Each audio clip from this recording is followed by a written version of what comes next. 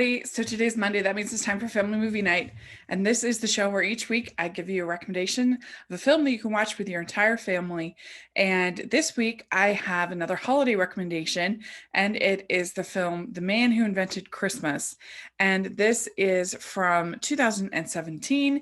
And it was the first year that I really started covering holiday fare in the way that I do now, as far as watching every single film that comes out as much as I possibly can.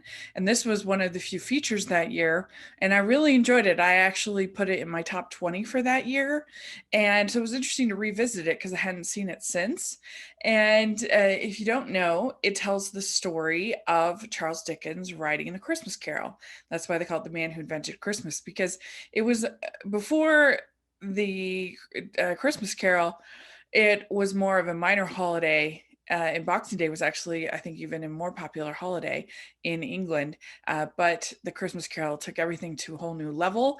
And so he really can be called the man who invented Christmas. And everybody who knows me knows how much I love A Christmas Carol as a story. It's a big part of my year. I did a whole Scrooge month back in 2014 on my blog. So if you want to check out my review of 35 different versions of Christmas Carol, you can check that out over there. But I love the story. I love the story of redemption, and there's no lost causes. And so I think that this is an interesting take on it. With you see the process of Charles Dickens writing The Christmas Carol, the loans that he had to get, the spot that he was in, the time crunch that he was in. All of those things are all true and accurate and good. I also love Christopher Plummer as his Ebenezer Scrooge. That he is that is kind of his muse that he can see and talk with and experience the story with as he writes it. You also have in here Jonathan Pryce as his father, and we know that that was a big inspiration for Dickens and all of his writing, because his father went to the debtor's prison, and that was a traumatic experience, and he had to work in the mill and everything, and as child laborer. And so that was something that he was always inspired to write about and talk about in his writings, and certainly in Christmas Carol. And so I think that that's done pretty well. His father is definitely frustrating, and he's intentionally so. He's very, very selfish. And so I think that could be an interesting thing to talk about with your kids if you're watching this film. Talk about how we treat each other as a family, how we need to forgive each other as family and friends and people, human beings. We need to be able to forgive each other.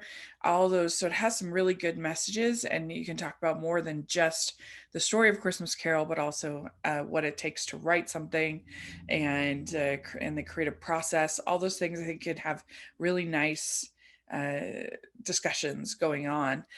We also have just the core story of Christmas Carol, which of course, again, I love.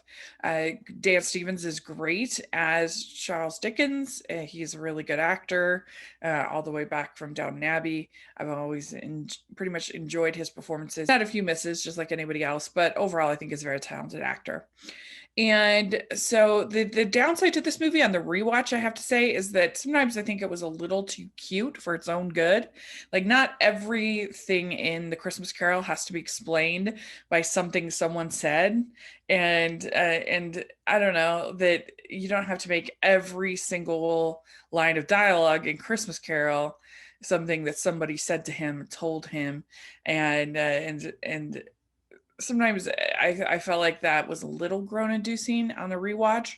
And I wish they had kind of just maybe left it to this core of like his father, and maybe like one or two instances had then inspired him. Whereas like they went a little overboard, I think, with the amount of things that he encountered that then went into the book for me. But still, overall, really enjoyed it. It looks nice, well made, and a fun kind of new, fresh take on Christmas Carol is to do this from Dickens' point of view. I think was clever. So if you haven't seen it, I definitely recommend it. And let me know if you have seen it, what you think of it. Did you like it, not like it? Where are you at on it? I would love to hear your thoughts in the comment section or on Twitter. That would be great. You can find me at Rachel's Reviews, all over social media, iTunes, YouTube, and on Rotten Tomatoes. So please check that out. Also, the Hallmarkies podcast have tons of fun interviews and other content covering all the new Christmas content this year. So make sure to follow over there. You'll really enjoy it. And we also have our merch store, which has tons of festive holiday designs, and our patron group, which has a great time. And we so appreciate the patrons. Thank you so much for all that you do for me. And I hope you all have a very Merry Christmas this week. It's finally here. Yay! And we have 2020 is almost done. So it's very exciting. Again, let me know what you think, and I hope you all have a very Merry Christmas. Bye, everyone.